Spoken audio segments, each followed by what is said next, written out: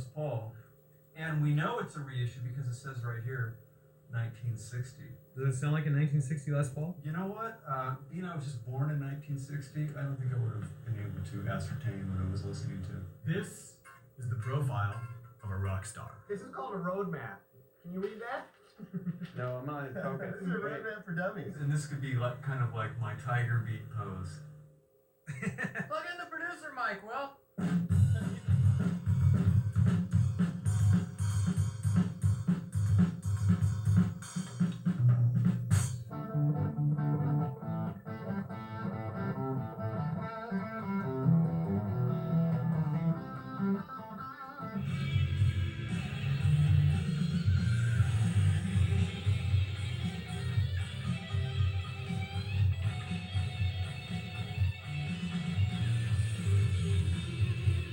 What are you going to be playing here today? I'm going to be playing Smoke on the Water. Smoke on the Water. You.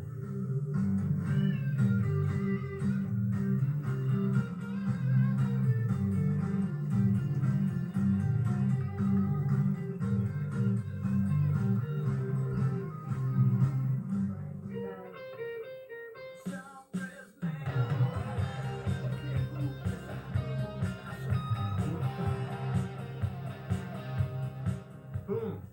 Oh, wow, that's impressive. Little tuna.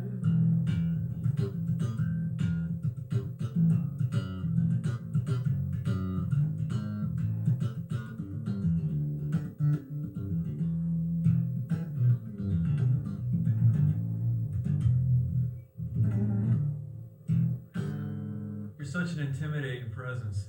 You can't really see the Reaper scythe he has behind him for too many errors played. I don't recognize you without your black hood. That's the top part. Yeah, because it's kind of weird. It goes F to B flat, then the Queen starts on D minor, but when it bends up, it ends up on F major.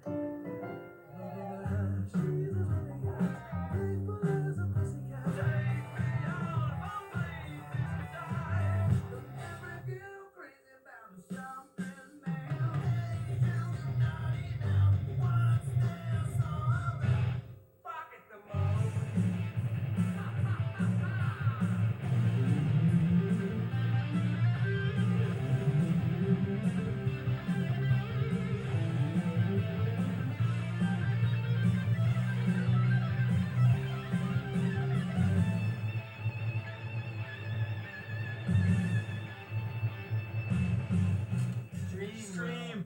Oh, raw re-raw.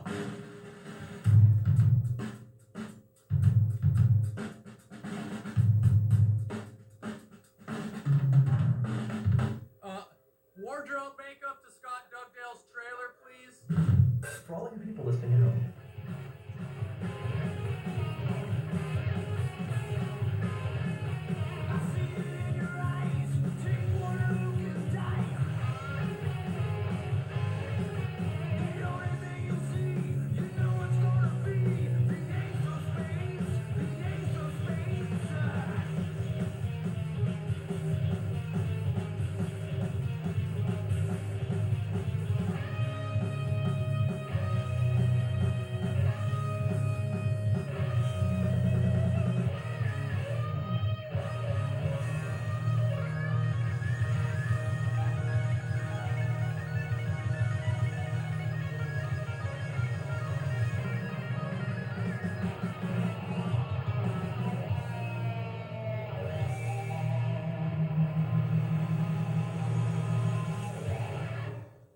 Are we done? Can I We're go done. home now?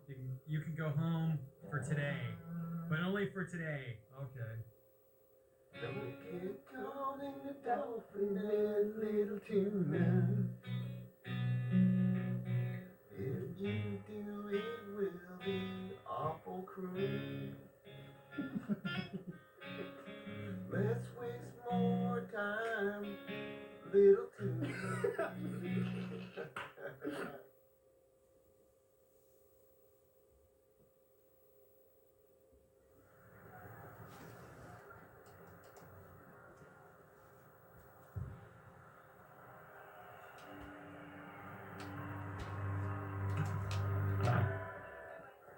This is Ryan Lesser, art director and lead artist on Guitar Hero. And this is Matt Gilpin, lead character artist on Guitar Hero. So we're going to talk a little bit about the backup band in Guitar Hero.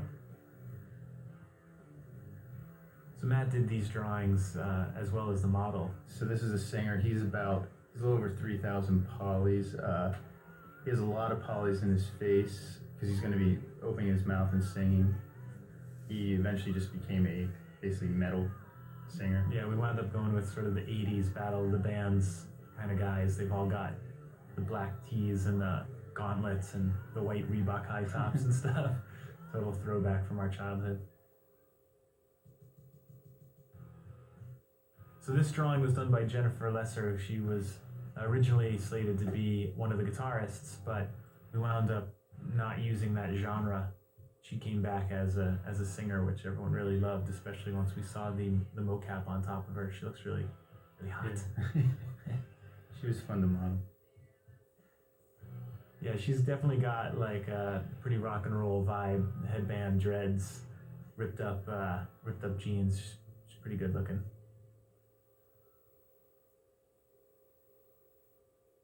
And a bassist. Yeah, the bassist started out with no beard. We really loved him, but I wanted to throw a beard on him. I thought it made him look a little bit more hardcore. And then so Matt built this character. So this guy's got, like, we got really lucky. His animation is just awesome. Yeah. You know, I think we got away with one animation for him the whole game. This Uh, guy eventually wound up being everybody's favorite guy in the Yeah. whole game, even more so than a lot of the guitarists. He's like an in-house favorite. Him and the keyboardist are way up there.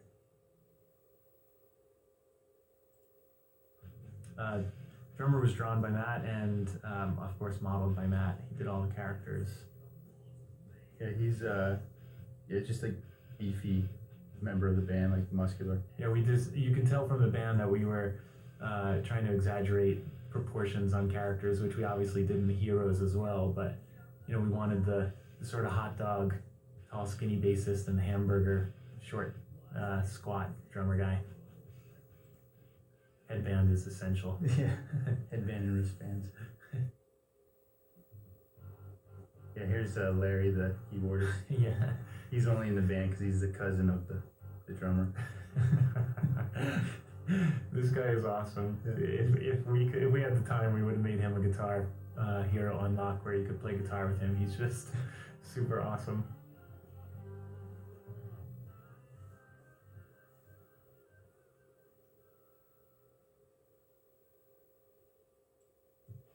So this is Judy Nails, the Alterna rocker. You can see some early versions of her there where she was a little bit more tame and a little bit more girly. And once we met up with Judita, our mocap actress, we kind of stole her look because she was a pretty good rocker. Judy Nails' moves are basically Judita's stage moves. She's in a band and she had a lot of really good moves just by herself, so we sort of threw the script away and let her do her own thing. But she just, I don't know, I always like her. She always works pretty well. Her mocap is awesome. She's a good one to look at for crazy proportions because her arms are super long, and her fingers too.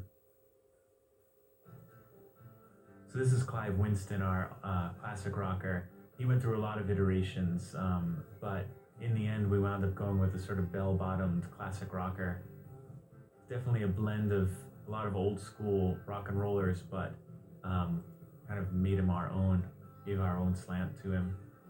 He's got a lot of the classic moves that people find really familiar, like the windmill and the running in place and the freaking out on the floor.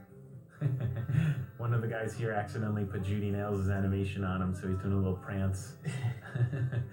But our system can handle that. We can put characters' motion on other characters really easily, which is super helpful. And fun to watch. Yeah. In game, his moves are very slick and smooth, kind of psychedelic in a way. And this was our, He was supposed to be the rap rocker, and originally I really loved those early drawings, but he wound up being too big for the game, and also people didn't respond to him as well as some of the people in-house did. So now our hip-hop rocker got turned into a modern rocker, and that's Xavier Stone. But it's interesting, all of his mocap was shot as if he was a gigantic big guy who was going to be kind of meaty and push his weight around and do a lot of stomps. When we switched him to more of a modern rock guy, the moves still worked because we made him a very fit, kind of heavily physiqued guy, so he works out well. Axel Steele is our resident metalhead. He started out as sort of a chubby, short, dwarfy guy, but as we developed the crazy proportions in the game, we decided to make him the biggest hulking guy, which is sort of like the big giant metalhead bullies in high school. Kind of. I think I drew the sketch because it was like I just remember when I was a kid, like when I was in junior high, there was a bunch of these guys running around. Yeah, these are the guys that in high school had Rush and Led Zeppelin album covers painted on the backs of their jean jackets and went outside during gym and smoked. And his moves are very much reminiscent of death metal, black metal, and thrash metal guys that exist out there for the past 20 years. Here you can see old versions of Pandora, our new metal rocker. She used to have long hair in front of her face, but we found that to be kind of annoying. We wanted to see her emote. She's covering a lot of the goth new metal genres by having the cool latex and the darker colors, the face paint. Her hair has been giving us a lot of trouble in game, but just recently we started working on different physics models for her, and now her hair is really nice and liquidy. I like Pandora's proportions a lot because she's still kind of sexy, but she's got a kind of Nightmare Before Christmas kind of feel to her. Her legs are very straight and pointy, but still I think she's pretty foxy. And she's one of the characters that like really came alive when she had a facial animation. For some reason, just really brought her out. So this is the punk rocker Johnny Napalm. He went through lots of funny names and lots of funny shapes and sizes, but we eventually wound up with the long, lanky punk rocker, which we really love. He's actually starting to shape up as possibly the face of Guitar Hero. We were going to avoid the mohawk, but in the end we just kind of liked it the most, and so we went with it. His shirt is giving props to Rob Kay, our game designer. We made him a Brit rocker. And I love the way he holds his guitar in the game. He has like kind of a hunched shoulder. It looks great. This is what Daniel Sussman wants to be when he grows up. Yes.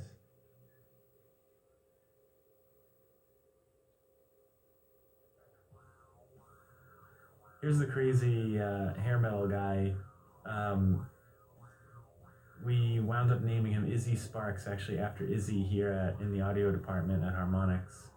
Of course, he looks nothing like Izzy, but you can see he's got a good mix of sort of 80s hair metal and 70s glam rock.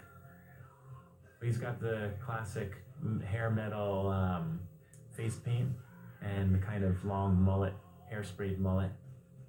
His moves are all really flamboyant, which I think is really fun. It's like watching a Poison concert. He's one of the guys that, it's too bad his hair animation isn't playing. I think he has some of the best like hair animation in the game. It's simple, it's just kind of like waves around and bobs, but it works the best. So this is the Grim Ripper, who was one of our craziest characters designed. We had lots of different designs for our super secret last unlock, and we wound up settling on the Grim Reaper. He originally was sort of toned down and all black cloaked, and then I did a pass on match drawing and colored him up a bit to make him pop a little bit more on stage. The Ripper gives us a bunch of animation issues. We had to write a whole subsystem to keep his cloak on the floor because he's using regular mocap data with legs, so the bottom of his cloak kept pulling up and exposing just dead air.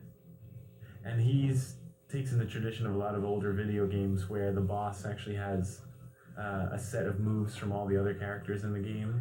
So he's sort of like a super character. He gets the coolest moves from all the other characters. So that's the band and the heroes from Guitar Hero. Hopefully that was fun for you guys to watch and informative, and thanks for playing the game.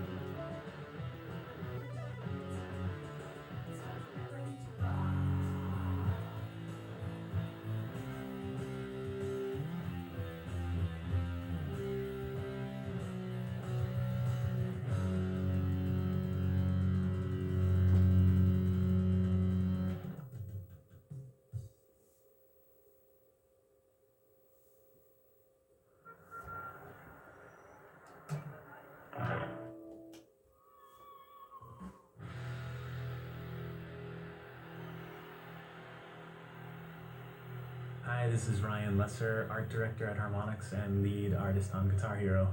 Hey, I'm Matt Moore. I did venue lighting and venue construction for Guitar Hero. Hi, and I'm Rob Kay. I'm lead designer on Guitar Hero. This is the making of movie for the Guitar Hero venues. So here's some concept art for the basement venue, the first venue that you play in the game. There's the mom telling everyone to be quiet. These are all drawings by Scott Sinclair. It's supposed to be a basement at a party, you know, lots of blue and red cups around. So here you can see in 3D Studio Max, we're just opening up the venue so people could see the model and the texture maps and the geometry that we've built. This venue was really trying to be filled with all the kinds of junk that you see in a typical basement: cinder blocks, milk crates, crappy old rugs. Any of you that have been in a band, you know that you tend to fill these little practice spaces with rugs and mattresses and stuff to soak up the sound so that your neighbors don't go crazy on you. It was basically my apartment 2 years ago.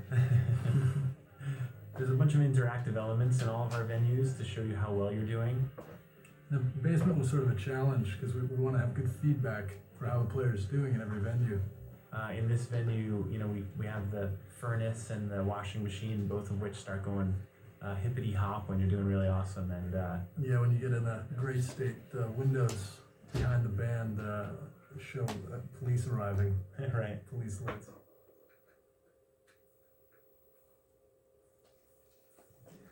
So this is concept art that Scott Sinclair did for the Small Club, which was really inspired by a bunch of the kind of New York classic rock clubs. So this is the second venue in the progression. So you've actually got your first kind of real gig and starting to work your way up the ladder. This room has a really funky shape, which makes a lot of the camera work really cool. Yeah, I'm not sure there's any 90-degree angles in this Yeah. entire venue. Maybe the game. Which is illegal sort of Guitar Hero. sort of a rule in Guitar Hero, no 90-degree angles. The feel of these venues was really meant to give you the sense that you were there. We've made games in the past where we purposefully wanted to make the game feel like you were watching a televised event of a specific musical show, whereas here we wanted to really feel like you were at a club at 2 a.m. watching some awesome band. I think this venue was one of the first that we really nailed, and stylistically, I know that I thought that this was the one that really brought together the kind of kooky angles and cartoony style that Ryan was so keen to get. I love the bar in this room. Scott and I worked on that for a little while, just getting a really wacky shape and cool little stools and the inset liquor cabinets with like the sort of absinthe style glowing liquor. So these are drawings that Mr. Matt Moore did. These are for the Red Octane level, which is the medium club. Kind of as you're getting bigger and bigger, this was also inspired by a lot of Boston mid-sized clubs. So by this stage in the Guitar Hero career, you're going pro. You're kind of halfway through and starting to rise and get noticed. Red Octane as a name is really good as a club name because it gave us a lot of visual imagery that we were able to incorporate into the club. We went with lots of pistons and engine parts and gears and cogs, and it just made for a really cool environment. Again, we're showing the edges of a lot of these polygons so you can see exactly how they're sculpted. A lot of these have textures that are anywhere between 32 pixels by 32 pixels up to, could be 128 by 256. It's funny to see how crummy the fan looks in 3D Studio Max, but once it goes through the engine and Matt does his magic on it, it looks pretty awesome. As you saw with the fan, it's animated, and a lot of the animated components we tried to link in with your game performance, so the better you do, the more excited the venue becomes. So this is the kind of place that is like taken over by the rockers, but is often full of Euro trash. Yeah, they kick the rockers out at 10:30 so that the dance party can start.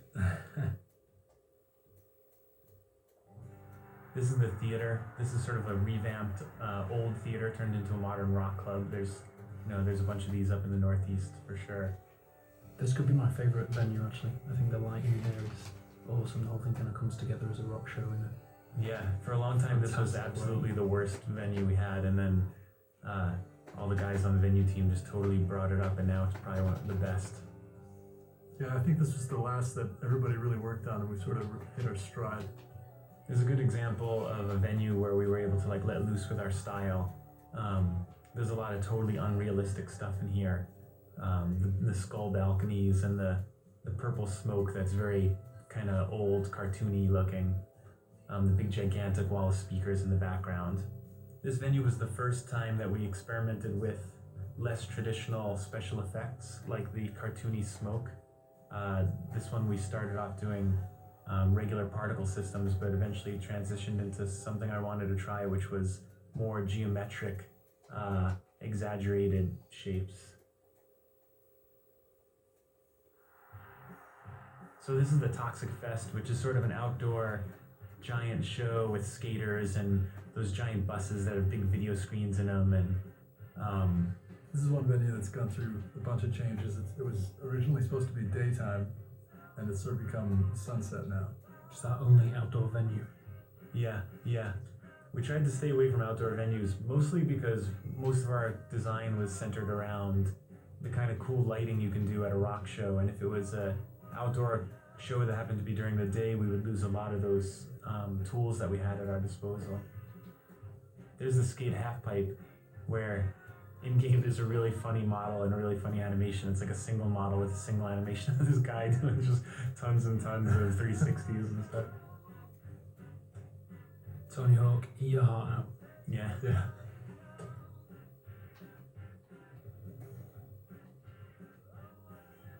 Those pine trees are of course not white and purple in the game. They're not even in the game. Oh really? Have they been cut? They're 2D now. So this is the arena, or the stadium, the last venue you go to. This venue is split up in a way where there's sort of good on the right side and evil on the left side as the pinnacle of the game, the great fight between good and evil. And you can see that other than just having the dragons and the god of good on the right, there's the separation of color in the venue. The whole left side is red and black, and the whole right side is white and blue. And that sort of gave a good setup for the entire environment. Different cameras in the game, depending on what you're doing and how you're playing, will give you a drastically different viewpoint on this world. It'll either be lots of blue or lots of red. This venue is a good example of putting the detail where it's needed too. If you look at the back of the venue, it's a lot more sparse, but there's lots of action and excitement up front where the cameras are going to be looking, where the Guitar Hero is. There you can see really clearly all the crowd. We have those 2D planes out there that simulate crowd that once it gets an engine, it all gets turned into cool 3D guys dancing around and girls jumping. So that's the end of the making of Guitar Hero Venues movie. Hope you guys had a good time. Hope this was a little bit insightful to you, and hope you have fun playing the game. Yep, thanks for playing. Enjoy it and go and spend some money on some Guitar Unlocks or songs, and don't waste your money on these movies again. It's not worth it.